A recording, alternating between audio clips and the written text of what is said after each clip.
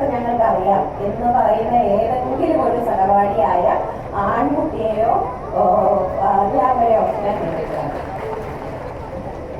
ഇത് അങ്ങനെ അല്ലാതെ ഈ പെൺകുട്ടി നമ്മളിലൊരാളാണ്, നമുക്കൊപ്പമുള്ള ഒരാളാണ്, ഈക്വൽ റൈറ്റ്സ് ഉള്ള ഒരാളാണ് എന്ന് കാണാൻ അവരെ ലോകം പഠിപ്പിച്ചിട്ടുണ്ടായിരുന്നില്ല.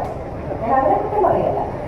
ഈ കുട്ടിക്ക് എന്റെ പ്രായമുള്ള ആ ആൺകുട്ടിക്ക് എവിടെ നിന്നായിരിക്കും ഇങ്ങനെ പെൺകുട്ടി ആയതുകൊണ്ട് മാർക്ക് കിട്ടാൻ ഇടയുണ്ടെന്നുള്ളൊരു ഒരു പാട്ട് കിട്ടിയാണ്. തീർച്ചയായും അവരെക്കാൾ മുതിർന്ന വീട്ടിലുള്ള മറ്റാരെങ്കിലും അതേതായാലും ഒരു സ്ത്രീയാകാൻ സാധ്യതയില്ല, അതൊരു പുരുഷൻ തന്നെയായിരിക്കും. അപ്പൊ കാലാകാലങ്ങളിലായിട്ടുള്ള ഇത്തരം ഒരുപാട് യുദ്ധങ്ങളൊക്കെ നമ്മൾ നടത്തിയിട്ടുണ്ട്.